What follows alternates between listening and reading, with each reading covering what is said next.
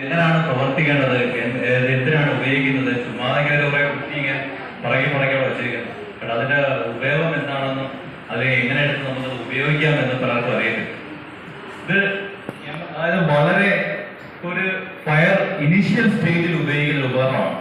ഇപ്പൊ തീ അങ്ങോട്ട് പിടിച്ചു വരുവാണ്, ആ സമയത്ത് മാത്രം ഉപയോഗിക്കുന്ന ഒരു ഉപകരണമാണ് ഈ ഫയർ എക്സ്റ്റിംഗ്വിഷർ എന്ന് പറയുന്നത്. ഒരുപാട് വലിയ തീയായി കഴിഞ്ഞാൽ പിന്നെ നമുക്കിത് ഉപയോഗിക്കാൻ പറ്റത്തില്ല. ഇത് ഉപയോഗിച്ചുകൊണ്ട് കാര്യമില്ല.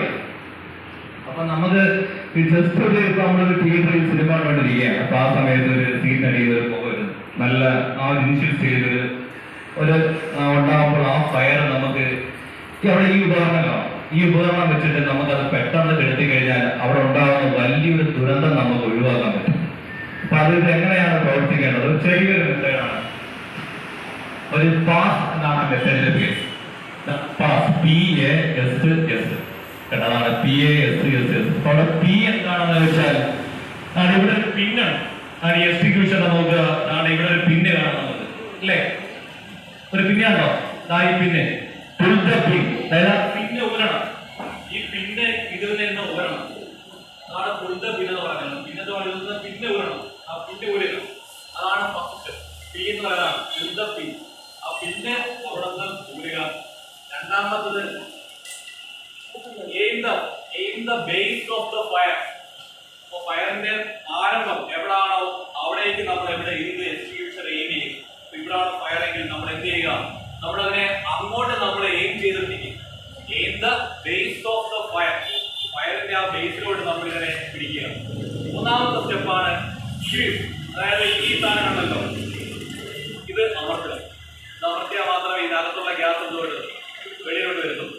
അതാണ് സ്പീഡ്. നാലാമത്തെ സ്റ്റെപ്പാണ് സ്വീപ്പ്. അതായത് നമ്മൾ ഇതിനെ മേപ്പോട്ട് താപ്പോട്ടിങ് ആക്കി കൊടുക്കുക. മേപ്പോട്ട് ഇത്രയും പണിയെ കൊടുക്കുക.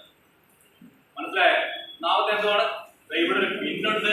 ആ പിന്നെ എന്ത് ചെയ്യണം? ഊരണം. ഈ പിന്നെ ഊരാതെ ഇതിട്ട് ഞെക്കിയാൽ എത്തില്ല. ഇതിനകത്ത് ഒന്നും വരുന്നില്ല. അപ്പൊ ഞെക്കാനും പറ്റും, നമുക്ക് ആ പവർ എടുത്തു. നേരെ പറഞ്ഞ് നമ്മൾ ആദ്യം എന്ത് ചെയ്യണം? ഈ പിന്നെ ഊരിയിട്ട് നമ്മൾ എന്ത് ചെയ്യണം?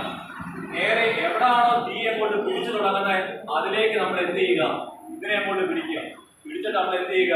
ഈ സാധനം വിടുക, ഇങ്ങനെ ആക്കുക. എന്നിട്ട് ഇതിനെ മേപ്പോട്ട് താപ്പോട്ട് ആക്കി കൊടുത്തിട്ട് എന്ത് ചെയ്യും? ആ തീ അവിടെ കെടുക. നേരെ മറിച്ച് നമുക്ക് നമ്മുടെ മുന്നിൽ ഈ ഉപകരണമുണ്ട്, നമുക്കിത് ഉപയോഗിക്കാൻ അറിയത്തില്ല എന്നുണ്ടെങ്കിൽ ആ ചെറിയ തീ അവിടെ എന്തായി മാറും? അതൊരു വലിയ തീയായി മാറും. പിന്നെ അവിടെ ഈ ഉപകരണം ഉപയോഗിച്ചിട്ടും കാര്യം.